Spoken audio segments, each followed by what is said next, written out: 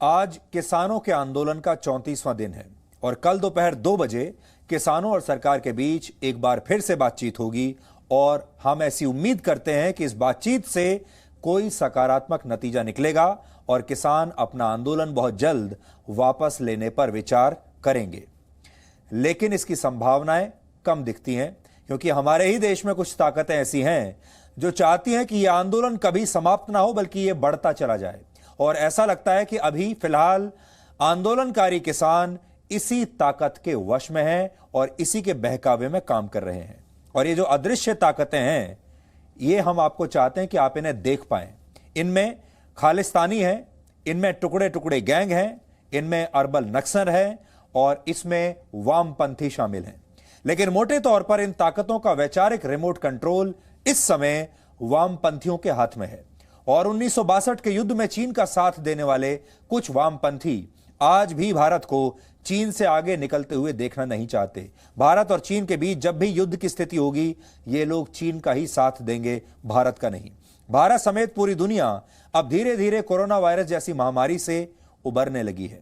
पूरी दुनिया की नजरें भारत पर हैं क्योंकि इस महामारी की वजह से चीन की छवि पूरी दुनिया में खराब हुई है और अब पूरी दुनिया भारत को चीन के विकल्प के तौर पर भी देख रही है। लेकिन यह बात भारत के कुछ वामपंथियों को बर्दाश्त नहीं है और ये वामपंथी टुकड़े टुकड़े गैंग, खालिस्तानियों और अर्बन नक्सलियों का सहारा लेकर भारत की तरक्की के रास्ते में आंदोलन की ये दीवार खड़ी करना चाहते हैं। भारत ने चीन के सारे ऐप्स को बैन कर दिया। भारत ने चीन को लद्दाख में मुंह तोड़ जवाब दिया और हर फ्रंट पर चीन को जवाब दे रहा है। लेकिन भारत में ही रहने वाले कुछ लोग अब भारत को कमजोर करने की कोशिश कर रहे हैं। आपको याद होगा जब नए नागरिकता कानून को लेकर विरोध प्रदर्शन चल रहे थे, जब शाहीन बाग का प्रदर्शन चल रहा था, तब उसमें भी एक खास धर्म के लोगों को जोड़ दिया गया था और उस धर्म के लोगों को यह कहकर डराया गया था कि उनकी नागरिकता बस अब जाने ही वाली है, उन्हें भारत से निकाल दिया जाएगा या फिर कंसंट्रेशन कैंप्स में उन्हें बंद कर दिया जाएगा, यह कहकर डराया गया था।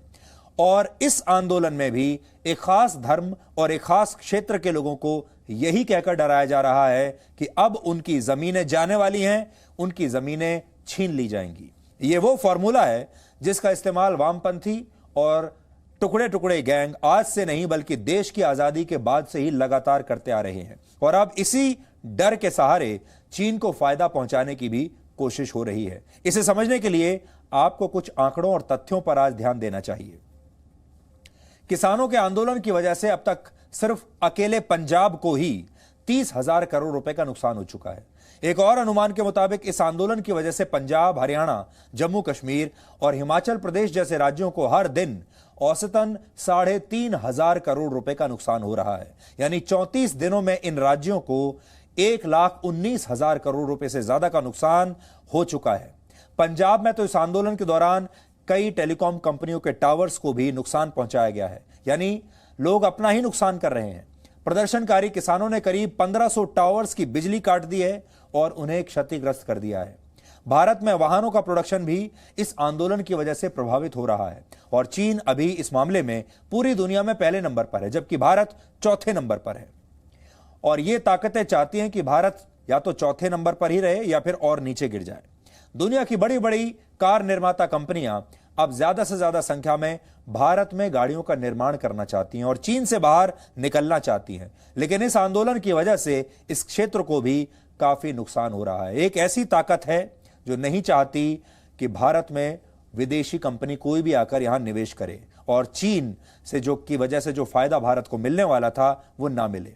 आपको याद होगा मोबाइल फोन के निर्माण के मामले में भी भारत चीन के बाद पूरी दुनिया में दूसरे नंबर पर है। लेकिन इस आंदोलन की वजह से इसमें भी बाधा अब पड़ सकती है। और आपको याद होगा अभी कुछ दिन पहले ही एप्पल फोन बनाने वाली एक फैक्ट्री में इसी तरह तोड़फोड़ की गई थी और उसे पूरी दुनिया में प्रचारित किया गया था कि भारत में चेन्नई में एक प्लांट है जहां एप्पल के फोन बनते हैं, एप्पल कंपनी के, और उसमें तोड़फोड़ की गई और एक छवि ऐसी बनाने की कोशिश की गई विदेशी कंपनियों को यह बताने के लिए कि भारत में अब निवेश मत कीजिए, भारत में सही माहौल नहीं है निवेश के लिए और उद्योग के लिए। भारत के छोटे और बड़े व्यापारियों को इस आंदोलन की वजह से पिछले कुछ दिनों में 5,000 करोड़ रुपए का नुकसान हो चुका है। और आप याद रखिएगा, यह सारा नुकसान करने के बाद यही लोग कुछ दिनों के बाद, कुछ हफ्तों के बाद यह कहने लगेंगे कि भारत की आर्थिक दृष्टि से भारत जिस तरीके से जो ग्रोथ रेट है वो लगातार नीचे जा रही है। भारत की आर्थिक स्थिति लगातार खराब हो रही है। ये वो लोग हैं जो लगातार कहते हैं कि भारत की इकोनॉमी माइनस में जा रही है। देखिए, सरकार ने आर्थिक रूप से भारत को बर्बाद कर दिया, इकोनॉमी को बर्बाद कर दिया, जबकि ये जो बर्बादी हो रही है इकोनॉमी की, इस पर किसी की नजर नहीं जा रही। किसी देश में जब इस तरह के आंदोलन होते हैं तो उस देश की अंतर्राष्ट्रीय छवि पर असर पड़ता है और बड़ी बड़ी कंपनियां वहां निवेश करने से बचती हैं।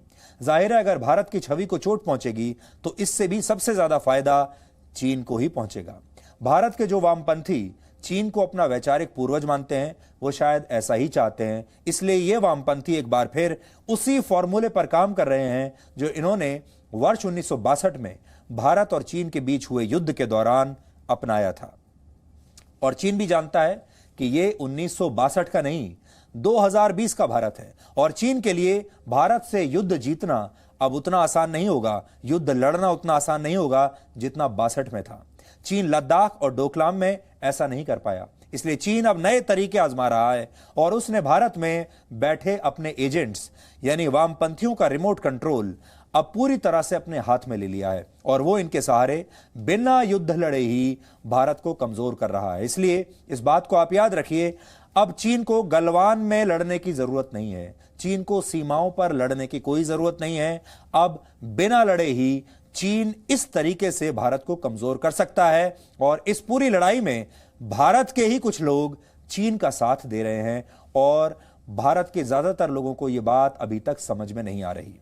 हम जानते हैं आज हमारी बहुत ट्रोलिंग होगी, हम ये भी जानते हैं कि जो आंदोलनकारी किसान हैं अब हमारे खून के प्यासे हो जाएंगे। सब जगह यह कहा जाएगा कि जी न्यूज की जो भूमिका है उस पर सवाल उठाए जाएंगे, हमारे रिपोर्टर्स को वहां परेशान किया जाएगा, जैसे शाहीन बाग में घुसने नहीं दिया था वैसे ही सिंगू बॉर्डर पर भी नहीं घुसने दिया जाएगा।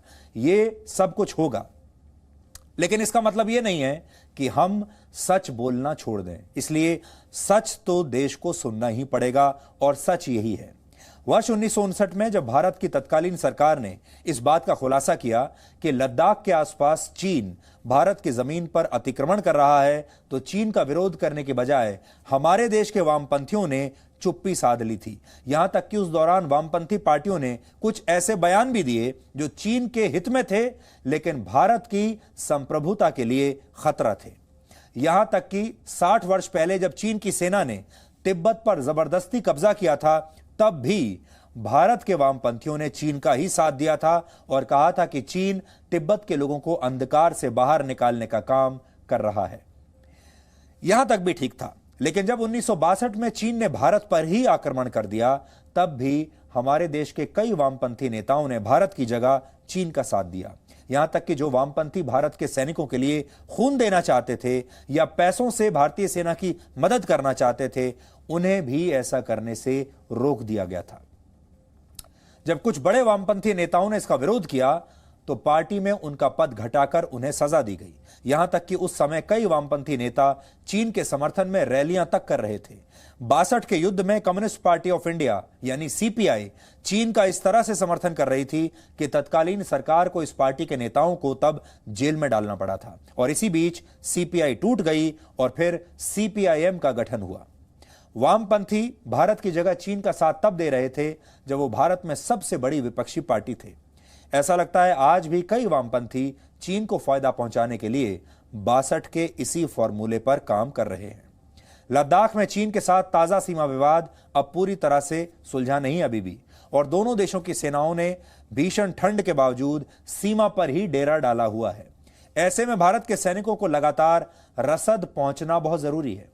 लद्दाख में तैनात सैनिकों तक रसद पहुंचाने के लिए इसी पंजाब के रास्ते से गुजरना होता है, लेकिन आंदोलन के नाम पर तमाम रास्तों को बंद किया जा चुका है। यहां तक कि ट्रेनों को भी यहां से गुजरने नहीं दिया जा रहा और इसी वजह से लद्दाख में जो हमारे सैनिक इतनी ठंड में इस समय भी तैनात हैं, उन तक उनकी रसद पहुंच नहीं रही। इस बात का जिक्र कुछ दिन पहले कृषि मंत्री नरेंद्र सिंह तोमर ने किसानों के नाम अपनी एक चिट्ठी में भी किया था। अब देश के लोगों को यह सोचना चाहिए कि अगर चीन के साथ सीमा पर तैनात सैनिकों के पास खाने पीने का सामान और रसद नहीं पहुंचेगी, कपड़े नहीं पहुंचेंगे, तो इसका सबसे ज्यादा फायदा किसे होगा? इस सवाल का जवाब भी वही है कि चीन को ही सबसे ज्यादा फायदा होगा। हमारे देश में जय जवान जय किसान का नारा दिया जाता है, और ये कौन से किसान हैं जो अपने जवानों तक रसद नहीं पहुंचने देना चाहते? ये कौन से किसान हैं जो ये चाहते हैं कि हमारे सैनिकों तक हथियार ना पहुंचे, उन तक रसद ना पहुंचे, उन तक गर्म कपड़े ना पहुंचे? ये किसान हो ही नहीं सकते। वामपंथी कैसे अपने फायदे के लिए इस आंदोलन को हाईजैक कर रहे हैं, इसका जिक्र कुछ दिन पहले खुद प्रधानमंत्री मोदी ने भी अपने भाषण में किया था। आप पहले उनका यह बयान सुनिए और फिर आज हम आपके सामने ये साबित करेंगे कि कैसे यह आंदोलन अब वामपंथियों के हाथ में जा चुका है। आपने देखा होगा जब प्रारंभ हुआ था तो उनकी इतनी मांग थी कि भाई एमएसपी की गारंटी दो। उनके मन में जेन्युइन, क्योंकि वो किसान थे, उनको लगा कहीं ऐसा तो ना हो। लेकिन इसका माहौल दिखा करके ये राजनीतिक विचारधारा वाले चढ़ बैठे और अब एमएसपी वगैरह बाजू में क्या चल रहा है? ये लोग हिंसा के आरोपी ऐसे लोगों को जेल से छुड़ाने की मांगे कर रहे हैं। देश में आधुनिक हाईवेज बने, निर्माण हो, जो पिछली सब सरकारों ने किया था। ये लोग भी उस सरकारों में समर्थन करते थे, भागीदार थे। अब कहते हैं टोल टैक्स नहीं होगा, टोल खाली कर दो। भाई, किसान का विषय छोड़ करके नई जगह पे क्यों जाना पड़ रहा है? जो नीतियां पहले के समय से चली आ रही है, अब ये किसान आंदोलन की आड़ में उनका भी विरोध कर रहे हैं, टोल नाकों का विरोध कर रहे हैं। वो राजनीतिक नेता जो किसानों को भ्रमित करने में जुटे हुए हैं, जिनकी लोकतंत्र में रत्ती भर भी श्रद्धा नहीं है, वो विश्वास ही नहीं करते डेमोक्रेसी में। दुनिया के कई देशों में उनका परिचय है लोगों को।